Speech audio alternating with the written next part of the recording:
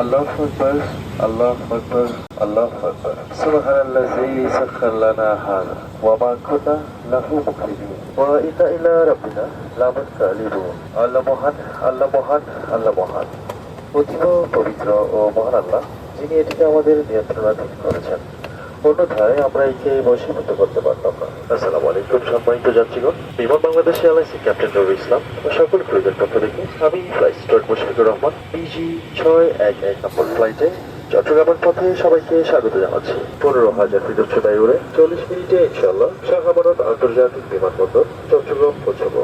আশা করি আমাদের সাথে আপনাদের এই ভ্রমণ নিরাপদ ও আরামদায়ক হবে।